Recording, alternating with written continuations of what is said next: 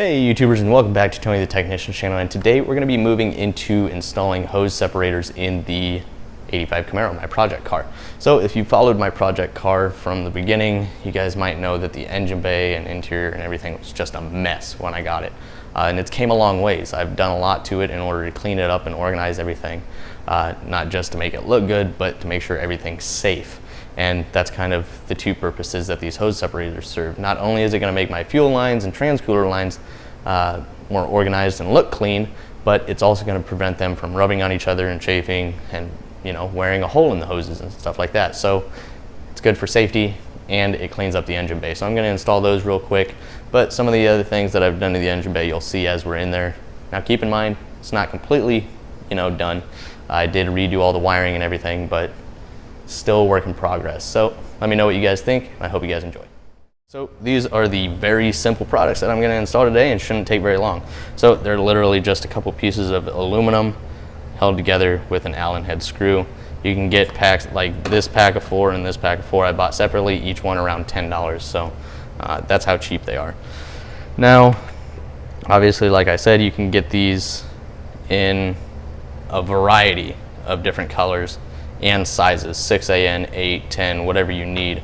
So really handy. Not only are these going to prevent the hoses from rubbing on each other, but it should make the engine bay look a little bit cleaner. Also, now just because like you have a 6AN line, the nylon braided one might be bigger than your stainless steel braided ones. Like mine, the black one fits snugly on my fuel line, but not on my transcooler line. It all just depends on the braiding that's on it. So you can just simply either find an old vacuum hose or heater core hose, find some rubber hose or piece of rubber laying around. I have this I use for a lot of stuff in engine bays to keep metal from rubbing on each other. I just cut off a strip. Basically, I'm just going to cut a chunk out of it if it's loose, and I'm going to lay it in there with the hose and compress the fuel line or transcooler line with this piece of rubber in there, and it'll hold it nice and snug, prevent the line from rubbing on metal. So let's get this installed. Alrighty YouTubers, sorry about the lighting. I tried to get it lit up as best as possible, but over here you can see the steel braided line. That's the transcooler line, obviously coming from down at the transmission up and through over to where they're going to hook up on the radiator. So right now I don't have them permanently ran, and don't worry, it's a little dusty in here. Like I said, I've been working on this a while. Still got my coil wire dangling up there, but as far as all the other wiring, it's all ran properly.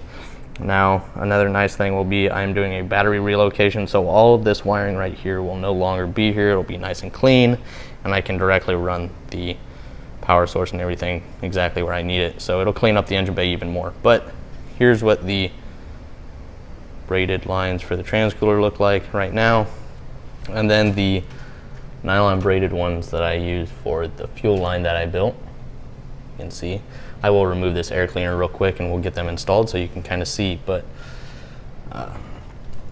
the lines do rub on each other, and it has a fuel filter here that I installed, so it's going to rub on the other line. So this is just going to keep them spaced perfectly apart and hopefully make everything look better. Let me go ahead and install a few of them so you can see what it looks like. So here I've removed the intake just so you guys can get a better look at how the fuel lines kind of rub on each other and how they're routed, everything. So even if I set them up like that, they still have a little play, so they can still rub on each other, and that's what I don't want. Now, I did install a couple of these on the transcooler lines, and I did have to use a little bit of that clear rubber in here.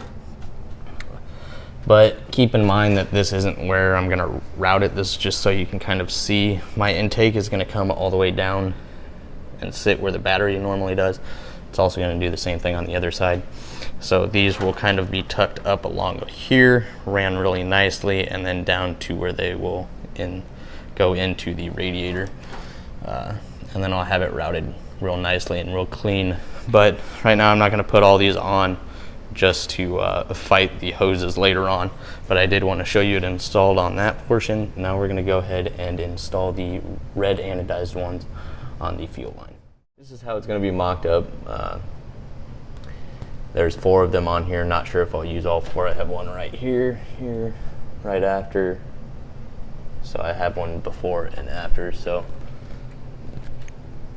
it kind of holds everything nicely, and you can kind of still position them however you want just by angling these. You can change how everything is routed. So I think it's a pretty cool concept, and it's gonna keep my lines from rubbing on each other. So let me know what you guys think of these things, and I'll see you guys next time. Thank you.